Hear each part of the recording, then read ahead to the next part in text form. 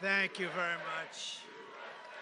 You know, over the years, I've had and heard that song sung by others, and honestly, it's not the same. This man just sings it in a way that nobody else can sing that particular song, and it's become so popular, like in some circles, the most popular song of its kind. And I just want to thank Lee. He's been with us from the beginning. Really talented, unique guy, and a good person with a great family. So thank you very much, Lee. We appreciate it very much. And a very special hello to North Carolina. We love North Carolina. I don't know if my boy told you, but Laura and Eric have two beautiful children. One of them happens to be named Carolina. So that's pretty good.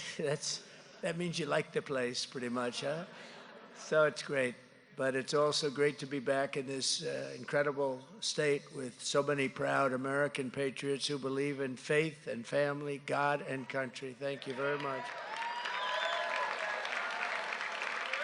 We need more of that in this nation, don't we? We need more of that. It'd be a much different place right now, because right now it's not doing well. Right now we're a failing nation, but we will soon be a great nation again.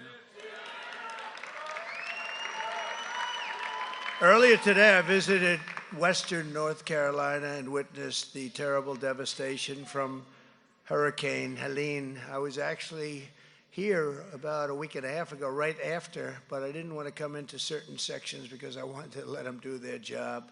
And our federal government, as you know, and FEMA's really let them down, especially in North Carolina. It's a shame. They spent a lot of money on having illegal people come into our country, migrants, you've heard about it, and there wasn't a lot of money for the people of North Carolina or a lot of the people from a lot of other states that were also devastated by that monster. That was a monster storm. But so many people have come together and done an incredible job, so many, including Franklin Graham, who's been amazing.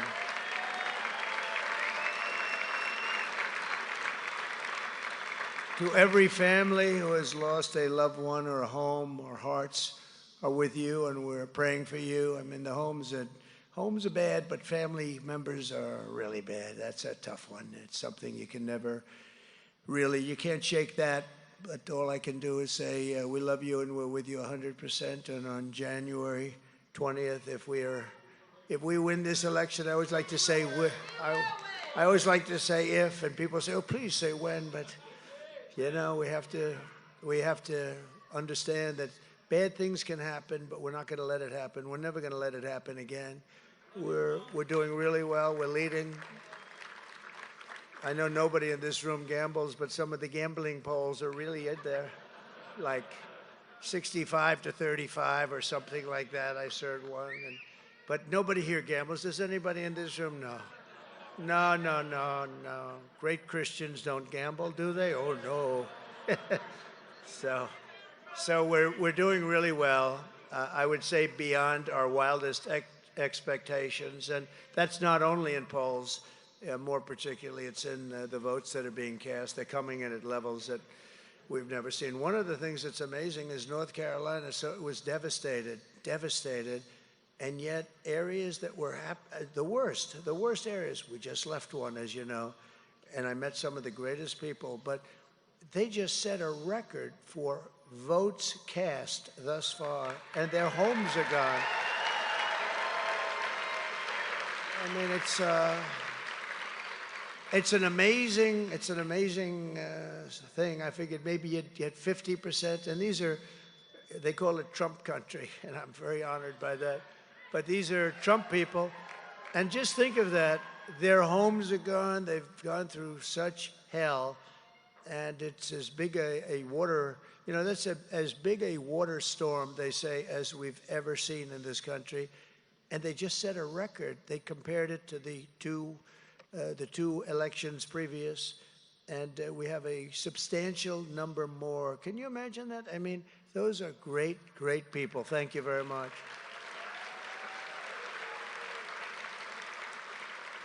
I want to thank a very special man, Ben Carson, Dr. Ben Carson, for organizing this event.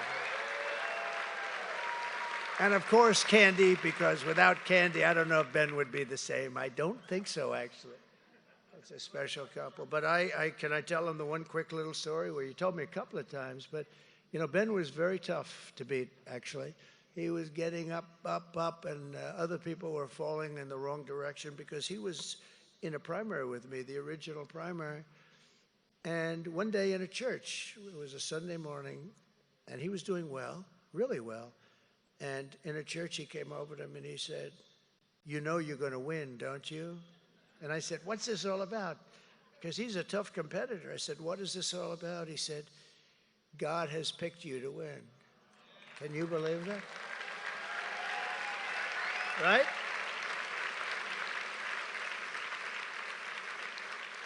And you have no idea, he was so tough for him to say that. I said, this is really something. And he really was. He's something. People love him. And they loved him then, and they even love him more now. And he went to HUD, which is I must say, it's always mired in scandal. People, you know, you're giving out a lot of money, and there's a lot of bad things happen when you're giving out all that money. And Ben went 4 years, perfection. I don't know, has it ever happened before? Has it ever happened before? I wasn't surprised, but a lot of people were surprised. Anytime you get through that one for 4 years, you have to be one honest gentleman. But he ran it really great, and he's a special man, and he's done a special job today, and it's my honor to be here. Thank you very much. And thank you, Ben and Candy, very much. Appreciate it. That's some story, though, isn't it, Ben, huh, Candy? I love that story. I'd also like to thank somebody that's done unbelievable things, and especially in very hard times. I've seemed to, when I was president and I would go to a lot of the sites, the tornadoes are vicious. They ask which are the worst, are the tornadoes, the hurricanes, the tsunamis? And I have a friend, that's what he does, he studies this. I said, so what's the worst? He actually said, tsunami. The ocean just lifts up and a lot of bad things happen, you know, in terms of the level, but they're all bad in their own way. But I've been with Franklin Graham through a lot of them, and we're very happy to have helped him out during the course of most of them, and maybe in particular this one. This was so sad to see, such a great part of our country, and so devastating. When you looked at the size of that storm, that hurricane, it covered the whole state of Florida practically. You know, normally you see a little trough through it or hitting one area, but you'd look at the map and you look at the whole state of Florida was covered in one form or another. And Franklin Graham just is a special person with a great family, and his father wasn't too bad either, right?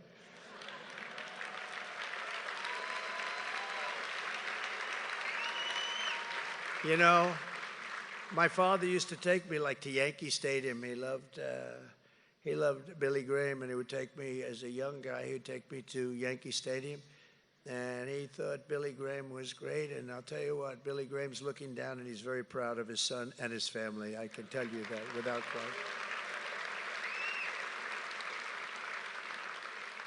Pastor Paula White, I've known for a long time, and she is so unbelievable what she's done for the campaign. She's just organized everything. Everybody respects her. She'll call meetings and everybody shows up, even if it's 2 hours later, they'll get here. And she's just a very incredible woman. And what she's done with evangelicals, what she's done with actually people of all faiths, but it's just what she's done really has made a big difference. And we get 88% of the vote, and people would say, wow, that's not bad, 88%. And they said, how did you do that? And I said, would you please speak to Paula White? Because she knew what she was doing. And we have a team of pastors, ministers, and even rabbis where we are very, they like what I've done for Israel, I can tell you that. We have a lot of rabbis.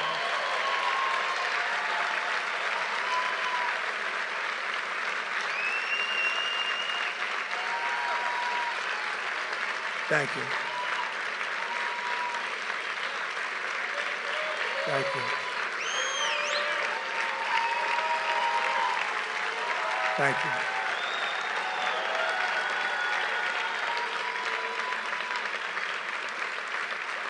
Where is Paula? Where is Paula? She was right behind me before. You know, she's probably working because she is. That's what she does. But Paul, she's here someplace. She was right back there. She's making phone calls, getting more people lined up for the vote. I'd rather have her do that than be here. But that's the kind of person she is. She's fantastic. And Scott Turner, who was in the administration. Scott, where's Scott? Come on, Scott. This guy, a great person, a great everything, great athlete, and a very fine man. And you really did something very special for the administration. We really appreciate it. And get ready. Get ready. Just keep yourself in good shape. We don't have to worry about his shape, I can tell you that. But we appreciate it, Scott. Thank you very much. And a beautiful speaker. Boy, he got up and he would talk to groups of people, and they were so jazzed up they could do anything. He was very special. And a person that's, I have to say, the most special. We have to say this, Ben, the most special of them all, because he's my son, you know? I mean,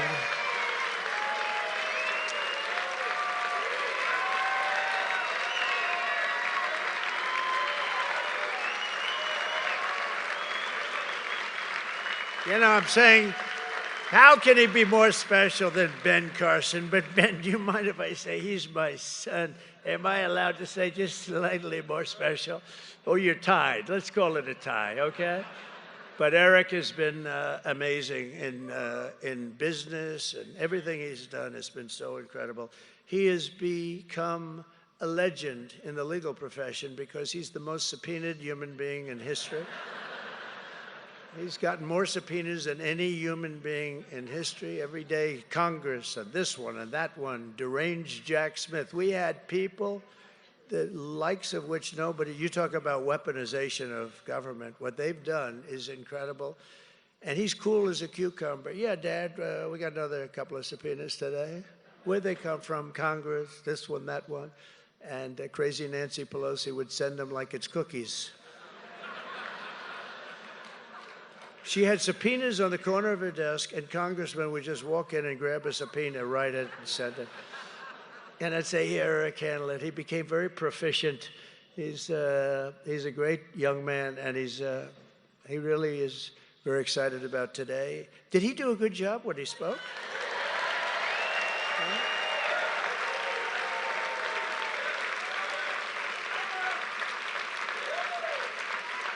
No, he's great. He's great. He's got a lot of talent, And also here is my daughter Tiffany and her husband Michael. And Tiffany is pregnant. She's going to have a baby.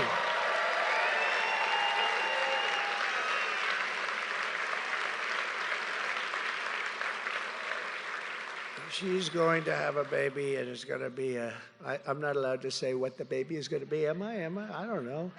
I'm not going to put her on the spot. I'm not going to say it. I'm not taking a chance. I don't want to see her have a long face. Dad, you shouldn't have said that, Dad. But she's been, from day one, she was a great student, and she went to a fantastic law school, graduated #1 in her class. Right?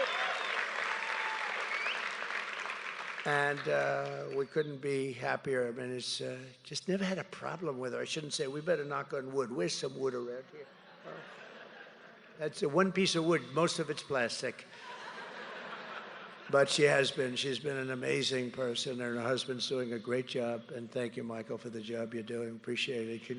Congratulations, so. And Linda McMahon, who most of you know, she headed up small business for the government. Now, small business is giant business. When you add it all up, it's about as big as any, I think it's probably bigger than any bank in the world.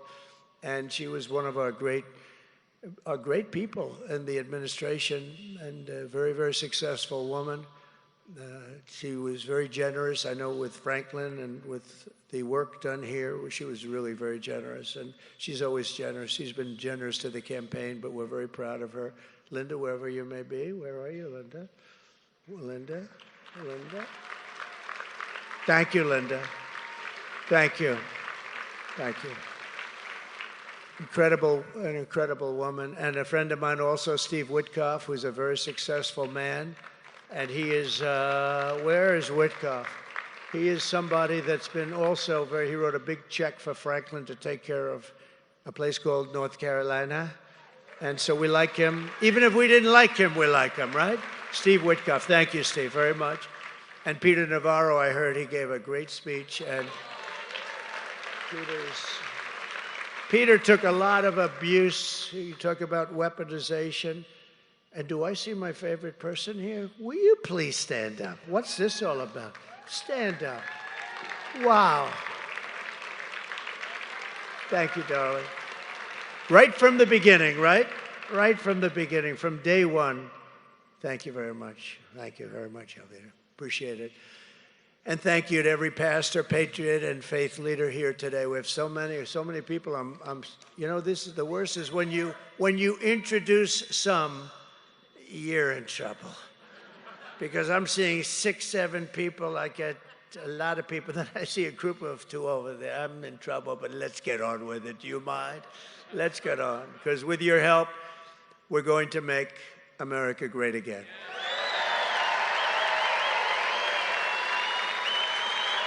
Thank you. Thank you. Thank you very much. Thank you, Michael. Thank you very much.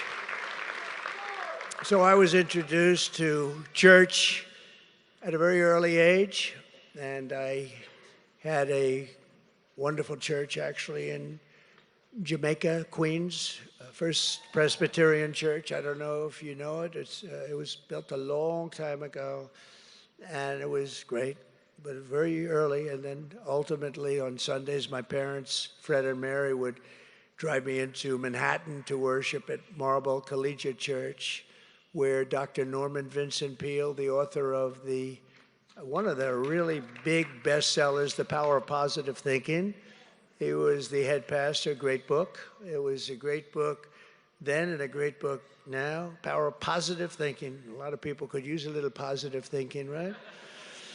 And he was an incredible speaker. My sister and I were both married there, and the funeral services for both of my parents, I mean, my mom and dad they took place in the main sanctuary of Marble Collegiate Church, and it was just always very special. I still remember the great sermons of Norman Vincent Peale, and he truly was one of the greatest speakers I've ever. First, he was a believer, but he was also a great speaker, an unbelievable man. I actually saw his last sermon, but when you left church, you were really disappointed that it was over. I mean, I have to say, we have a lot of pastors and ministers, but sometimes it's like,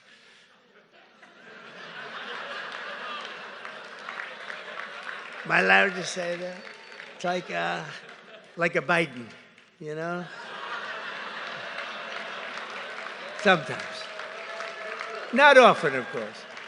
But this man, and you know, he always preached in sort of modern times, a little bit in modern times. He'd bring it up. I remember so many of his sermons, but he talked about Alfred Sloan, who was the founder of General Motors, and how he grew up and how he had tremendous problems with alcohol, and he became a major alcoholic. And then, you know, Norman Vincent Peale would just say, and then one day he met God, and he was just the expression of this man. He used to stand at a podium, and he'd be like this, just like that, and he'd preach, and you really were, you know, you were disappointed when it was over. He'd tell you stories about God, about many things, about life. It was really stories about life and how it pertained to religion, and it was really amazing, and he was amazing, and a brilliant, just the enthusiasm he had. And I listened to him for, I would say, 20 years, and then one day, I went to church, Marble Collegiate, and he was now, I guess, in his 90s, and he was preaching, and you could see he was getting a little bit tired, and he stood, just like I said, right over here to the left of the podium, and he said, I can't do this anymore. That was it. And he just sat down. It was, I mean, we all understood. He was just, he was really, no, I mean, he was really, it was his last time at the podium, and the last time he preached. And it was an amazing moment, and everybody just stood up and applauded. It was sort of a beautiful thing to watch, actually.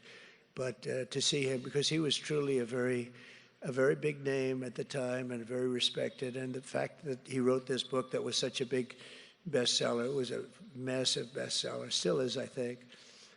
But as I look back at my life's journey and events, I now recognize that it's been the hand of God leading me to where I am today.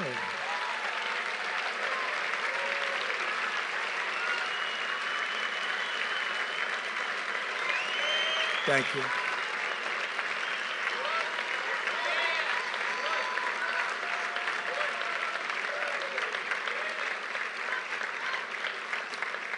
And my faith took on new meaning on July 13th in Butler, Pennsylvania, where I was knocked to the ground, essentially, by what seemed like a supernatural hand. And I would like to think that God saved me for a purpose, and that's to make our country greater than ever before.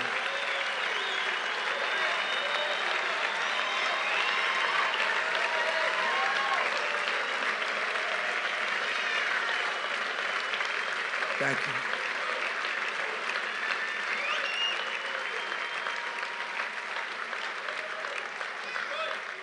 Thank you very much. And that is something, you know, Eric is a great shooter, great. If he were a golfer, he'd be like a +4. He's a great shooter, and so is Don. They're both great shooters. They know a lot about guns. In fact, I think I got the blessing of the NRA because of my sons. Early on, I remember I was running against a lot of people that had good gun credentials, and 2016, and the NRA, which was, you know, in its full bloom, actually. They even spent $35 million on the campaign, but I think they did it because of my sons, because I beat out a lot of very good people that believed in that whole world, a little different world, but that whole world, and because of Don and Eric. But when they both heard what had happened that day at Butler, they said, how far was it? And they said it was 130 yards, and they knew the weapon. And they said, I can't believe it, because Eric actually said a bad shooter would hit you every single time. And I didn't realize it to that extent. I made that right-hand turn, and I made it a little quickly, and that got me in a position where it just, not a good feeling, but much better than the alternative. Wasn't the best feeling.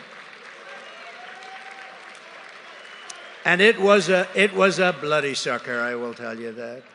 I didn't realize, but the doctor told me, he told me a couple of things. He said, you're the luckiest man I've ever seen. He said, I've been doing this for 25 years. And he said, sir, I'd like to suggest that you go out right now and buy a lottery ticket, because this is a good day. But Eric told me and Don told me that, you know, that I think they became more religious that day, because they said that was amazing that we could have survived something like that, 1/8 of an inch to 1/4 of an inch away. So it's pretty amazing. And if we didn't make, thank you. And if we didn't make, thank you very much. If we didn't make the turn, that wouldn't have happened. And I made the turn to show a chart, which became my all-time favorite chart in the history of the world. Right? My all-time favorite. I sleep with that chart. I kiss that chart. But we're 15 days away from the most important election in the history of our country. And if you want to know what is at stake for Christians in this race, just listen to what Kamala Harris had to say last week. Because when two college students, religious college students, and very good people, everybody said what wonderful young men they were and are. At a campaign stop, she heard shouting from the background, "Jesus is Lord. Jesus is Lord." And Kamala Harris ridiculed them, mocked them, and told them they were, quote, "You're at the wrong rally. She basically said, "Get out," but I won't say that because people didn't hear that so much. But she said, "You're at the wrong rally." And that's really what she meant. That's really what she meant. She's very destructive to religion. She's very destructive to Christianity and very destructive to evangelicals and to the Catholic Church. And she is, let me put it this way, Ben, she is your worst nightmare. Much worse than Biden, and he wasn't so hot. But while Kamala says that people who believe in Jesus don't belong to her rallies, you have to remember that that's as loud as it can be. In fact, a lot of people said that would be disqualifying for her. That would be a disqualification. In our movement, we love Christians, we welcome believers, and we embrace followers of Jesus.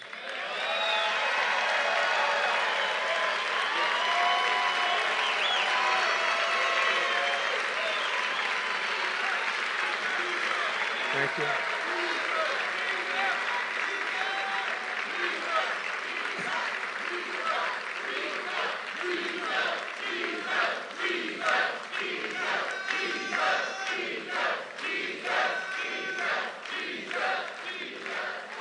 Thank you very much. Thank you very much. Boy, this is a lively group, Ben. This is a very lively group you've assembled.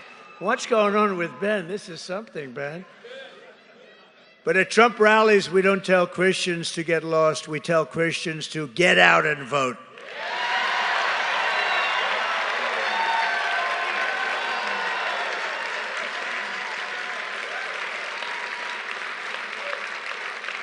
You don't have the choice of sitting out this election, because if Kamala Harris gets 4 more years, the radical left is not going to leave Christians alone. It's going to get worse and worse, and you're going to suffer greatly. They will come after Christians all over the country. Kamala Harris has vowed to abolish the filibuster, letting her pack the Supreme Court, and I even heard as many as 25 justices. The Supreme Court with Marxist radicals, with people that we don't want on the Supreme Court, to rewrite the Constitution and to overrule your values. I think one of the greatest things I've done is the Supreme Court, and also getting over 300 judges appointed throughout our land that have made a tremendous difference. Those 300 judges have made a tremendous difference. She'll flood our country with tens of millions more illegal aliens and make them all citizens, canceling out your voting power forever. Kamala will mandate that every public school in America must promote the idea that children can change their genders, allow men into girls' locker room, and also allow men to play in women's sports. Can you imagine that? Men and women's sports. And it's such a strong movement by, I believe, really a very, very small group of people. Because, you know, it's interesting. I haven't met one person that thinks that's a good idea. And yet it's like a movement. But I've never met anybody. Now, I don't know everybody, but I haven't met anybody that wants it. And even the young ladies that are afraid of what's happening. You saw the other day the volleyball player who was hit very hard on the head by a ball, a smash that, in fact, I saw this person, a person who transitioned, hit the ball. I mean, that ball was moving as fast as a ball can move, and she said, "I've never seen anything like it." Really whacked her. But some people were put out of commission just in volleyball, let alone other sports. But when you look at weightlifting, how about that one? Or you look at swimming records, track records, it's so demeaning to women. It's so ridiculous. It's so demeaning. But Kamala will force doctors and parents to allow sex changes and genital mutilation of minor children. That's what they do. She has it literally where sex change operations for people in detention when they were being held in detention. If they wanted a sex change operation, she said, yes, I approve it. I mean, who would do this? Who would do this? And you know, I'm talking about everything else, but I'm also talking, it's an extremely difficult operation and a very expensive operation. But who would do this, and who would want this? And between that, she was the head of the movement, Defund the Police. You have to understand, she's a radical left Marxist, and a lot of people want to know, what does that mean? She's a person so far left, like nobody's seen in the Senate in many, many years. But the main thing is, she's not a very bright person either. That's a really dangerous combination. Your religious liberty will be gone. Your free speech will be gone, your Second Amendment will be gone, and parental rights will be gone forever. So I'm here tonight to deliver a simple message to Christians across America. It's time to stand up and save your country.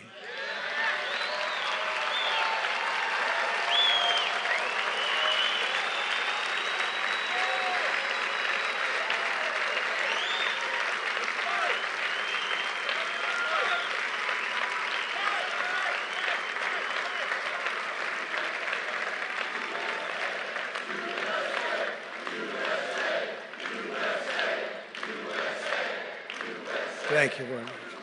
Thank you very much. On November 5th, Christian voters need to turn out in the largest numbers ever. Do you know that if you did that, because you have a reputation of not voting proportionately like you should, you do know that. I think that maybe is a form of rebellion. Could that be possible? You know the two groups?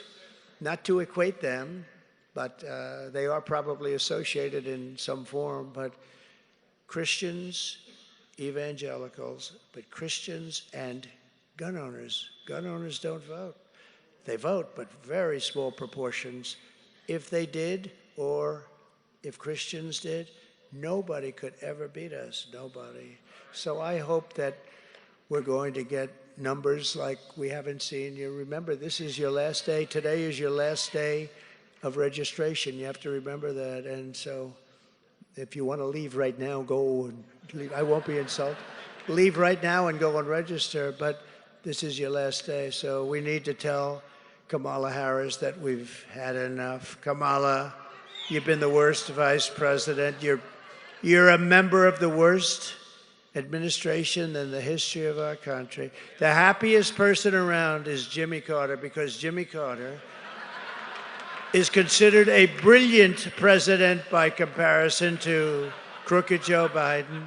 Jimmy Carter is brilliant. His administration will go down as a brilliant administration compared to crooked Joe. But we're going to say, Kamala, you've done a horrible job. You're a horrible vice president. There's no way you're going to be our president. Kamala, you're fired. Get out, out, out, out.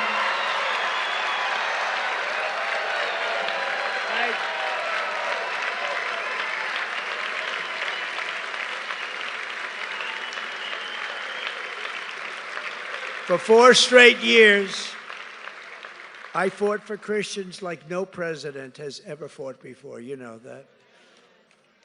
I protected the religious freedom of doctors, nurses, teachers, and faith groups like the Little Sisters of the Poor. Oh, I fought for them. I blocked the IRS. They were coming after everybody. They still are, I guess, to an extent. But now they are because of this administration. But I blocked the IRS from using the Johnson Amendment to interfere with pastors' freedom of speech. I mean, we want to hear from our pastors. We don't want them to be shy, where they take away your tax-exempt status because a pastor mentioned something that's slightly political, and I ended it. Kamala Harris has taken it away, and we're not. I'll tell you what. If you take it, she has taken your right away. I gave that to you, and they took it back. But we're going to give it back to you within the first week. I'd like to make it the first day, but it'll take me a little while. So we're going to give it back to you within the first week. You're going to have that right, because we want to hear from these people. There aren't too many people I want to hear from, but you I do want to hear from. So We're going to give you back within the first week, and Paula will make sure that that takes place. I will not disappoint you. I appointed 300 judges to interpret the law and the Constitution as written, and withstood the vicious attacks to confirm 3 great Supreme Court justices, Neil Gorsuch, Brett Kavanaugh, and Amy Coney Barrett. They're great. And they're courageous. They're courageous and they're brilliant, but they are courageous. What they have to endure with the radical left and all of the things that they have to listen to, I actually think it's illegal what people do. They call it playing the ref. You know, playing the ref? They'll say horrible things, hoping that the 3, but also judges, they play the ref with judges. The great Bobby Knight basketball, he used to scream at the referee. He would scream like nobody ever screamed before. Indiana, here's a great guy. He backed me early on. He said, "You're going to win." I said, "Well, I don't know, Bobby." He said, "You're going to win. I have no doubt." He said, "I want this guy named Trump to run for president." I didn't know him. I called him up to thank him. He said, "You're going to win. All you have to do is say it. You got to run." And he was a tough cookie. Just died recently. But he had the last undefeated team in college basketball. He won 2 or 3 national championships. He was a great coach. And he never had the great, he had a couple, I guess, great players, but he never had that real player that some teams have. He just did it with team. But he would scream at the referees. They call it playing the ref. And they'd say, "Bobby, Bobby, you got to stop, Bobby. Don't do it. You're not going to win this call. You're not going to win it. It's over." He said, "No, but I'm going to win the next call." And it's true. They'd knock the hell out of somebody, and the referee was afraid to call it. It's true. He was a master. But they do that. They play the ref. They start screaming about the judge is no good, and this one's no good, and they're slow, and they're lousy judges, and the judge should be impeached, and all of this crap when you have a brilliant judge that's doing the right thing. And they get, and some people will fold a little bit. They'll say, "Hey, I'll get them off my back. Let me just give a bad ruling here or there." And some will do that, actually, but fortunately, most have courage and they understand. I really believe it's illegal what they do, and I know there's some great lawyers in the room. You ought to look at it because what they do is so obvious. What they've done to the Supreme Court, even with the protection of their houses, you're not supposed to be allowed to march in front. They didn't stop it. You're not allowed to do any of these things that are happening. But they're playing the ref, and they're playing it with judges and justices, and they shouldn't be allowed to do it, and I believe it's illegal. I issued guidance making clear that the right to freedom of worship does not end at the door to a public school. We took care of it.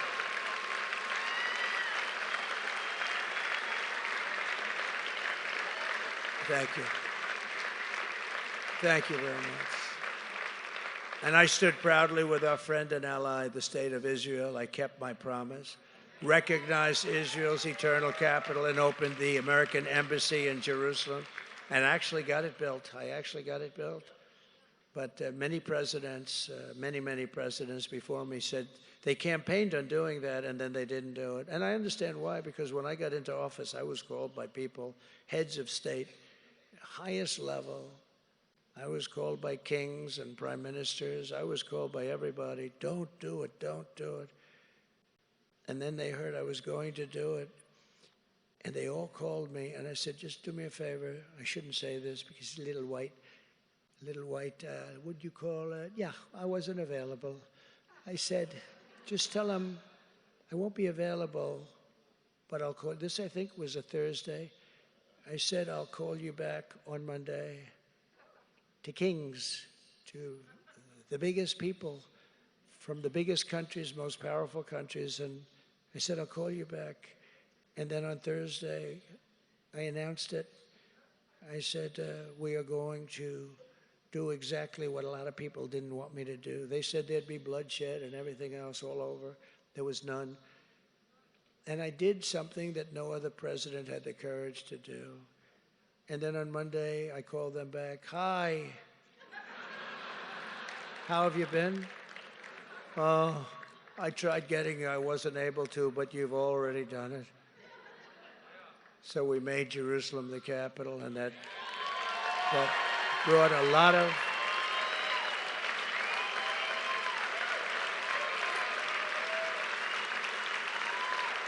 Did you know that?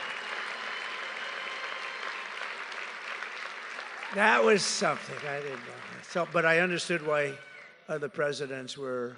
I mean, every single person that campaigned for decades and decades, every president said they were going to do it. None of them did it. I did. I also recognized Israeli sovereignty over the Golan Heights. The Golan Heights was a big deal.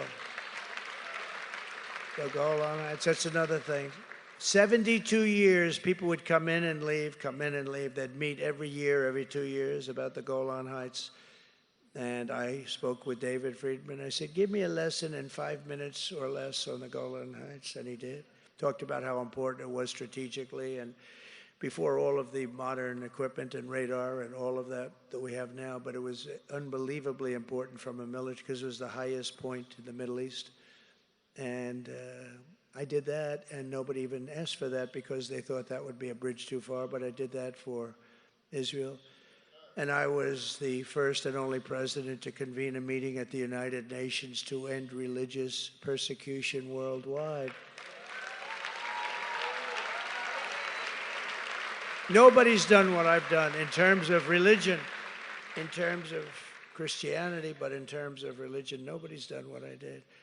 And we did all of this and much more in 4 short years, and I will keep on fighting for our cherished American values when we become the 47th President of the United States.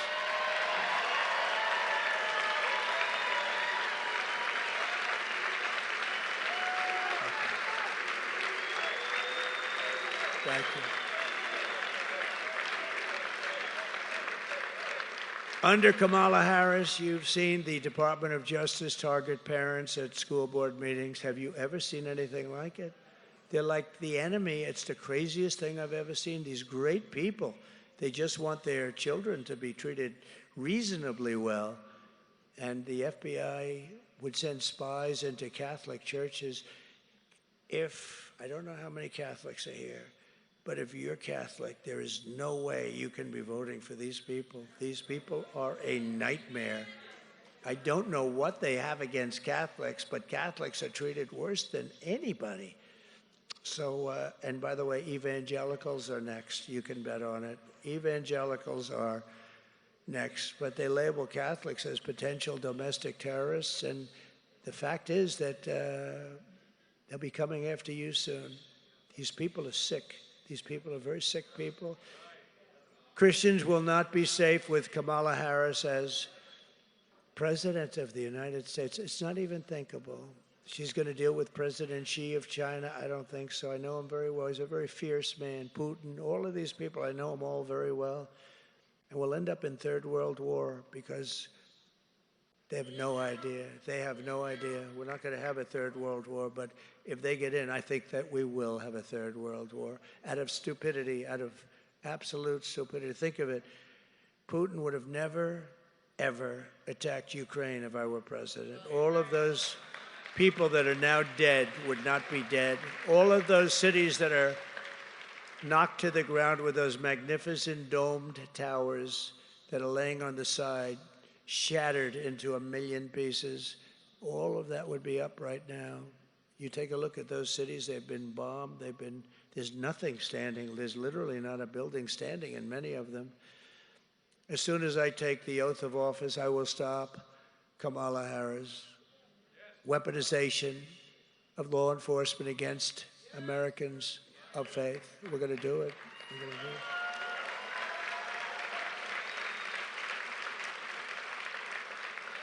And you know, did you ever notice? So it's Kamala Harris. Nobody knows who the hell Harris is, right? Do you ever say, and we're going to stop Harris? They all go, who's Harris? It's a weird thing. You'd think your name would be, but isn't it true? Nobody knows who Harris is, so we'll call her Kamala. It's a weird thing. Lots of strange things take place in politics, don't they? But I will create a new federal task force on fighting anti-Christian bias. That'll be done immediately.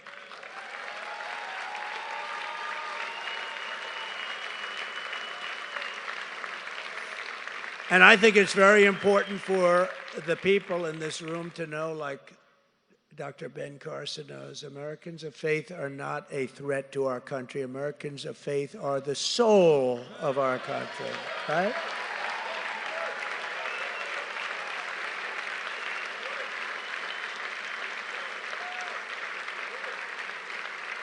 I will once again appoint rock-solid pro-constitutional judges to faithfully interpret the law and the Constitution.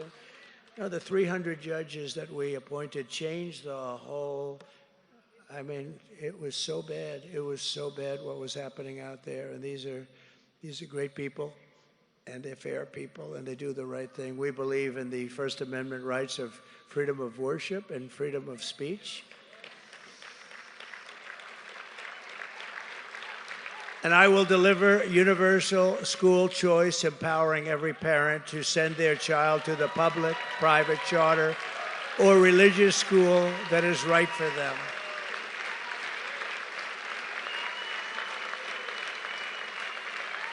And I will allow homeschool parents to spend $10,000 a year tax-free on costs associated with their children's education. Under the Trump administration, we will return patriotic education to our schools. That's okay. That's a good thing. Kamala Harris supports the 1619 Project.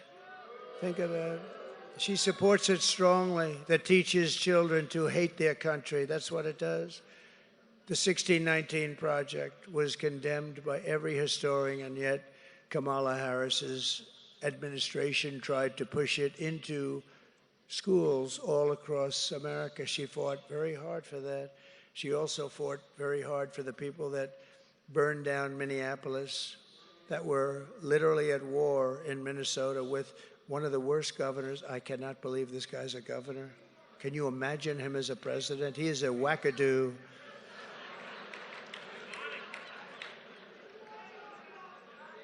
And by the way, how good did J.D. Vance do in exposing him?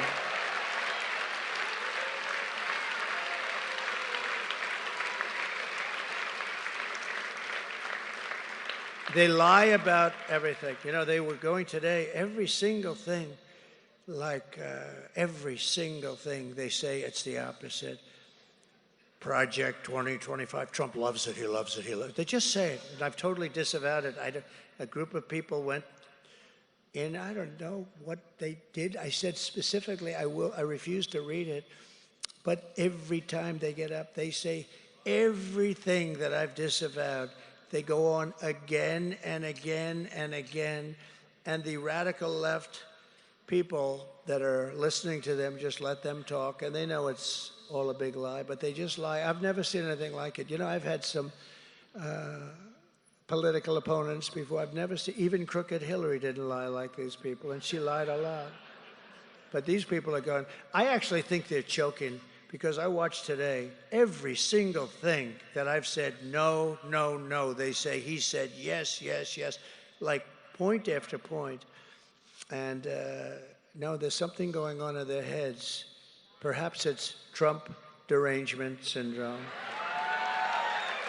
It's horrible. Or perhaps they know they're losing because we're doing very well. They know how well we're doing. Even the fake news, and that's a lot of fake news back there, Ben. The fake news knows how well we're doing. Isn't it sad that we have to rely on the gambling? The gamblers are the ones that are the only ones that want to say it. They're the ones, 65%. No, they know, but we're going to just let it wait. And I really think we're going to have maybe one of the greatest victories in the history of our country. The history of our country. On day one, I will sign an executive order banning schools from promoting critical race theory or transgender insanity. I will take historic action to defeat the toxic poison of gender ideology and reaffirm that God created two genders, male and female. I will keep men out of women's sports. I will sign a law banning child sexual mutilation in all 50 states. Won't happen anymore. And we will proudly say Merry Christmas again.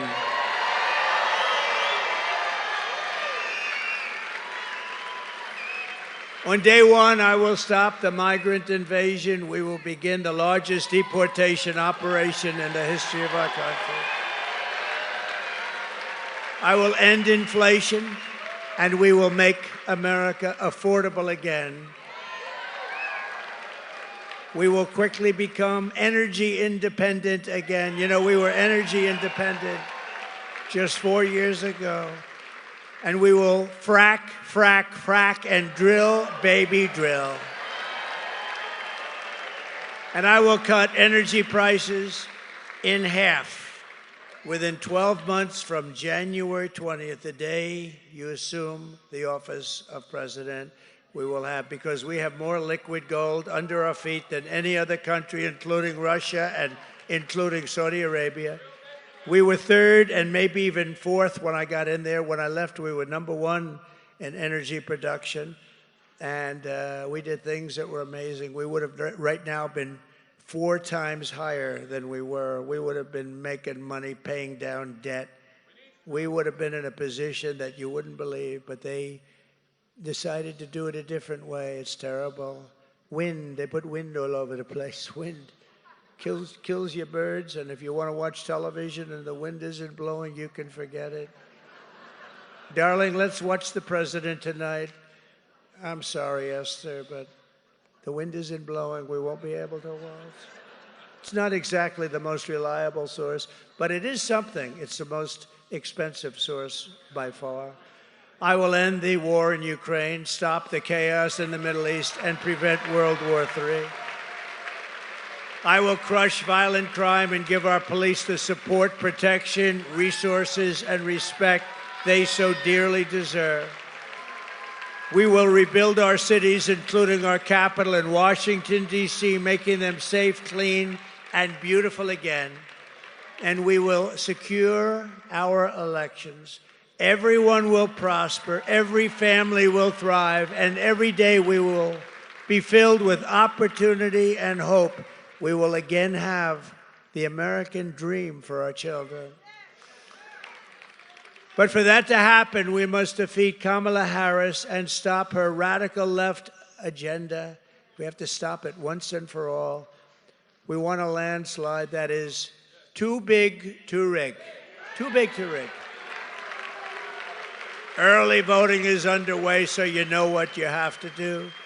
So Christians, get everyone you know and vote. You have to vote, or we're not going to have the life that we should have, a life of prosperity and hope, a life of beauty. We're not going to have it. We're going to be fighting for our lives. These people they mean serious business. I honestly believe in many cases they're sick, and we cannot let this happen, because it was a religion that kept our country together for many years. It was our religion that kept it together, and they're trying to take that away, and they're trying to destroy our country. After all we have been through together, we stand on the verge of the 4 greatest years in the history of our country. With your help, from now until Election Day, we will redeem America's promise. We will put America first, and we will take back the nation that we love.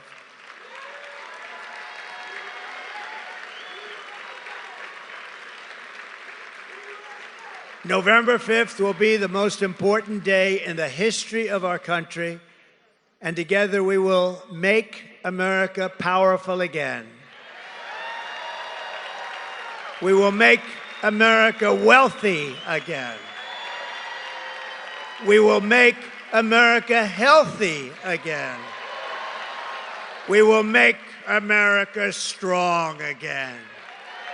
We will make America proud again. We will make America safe again.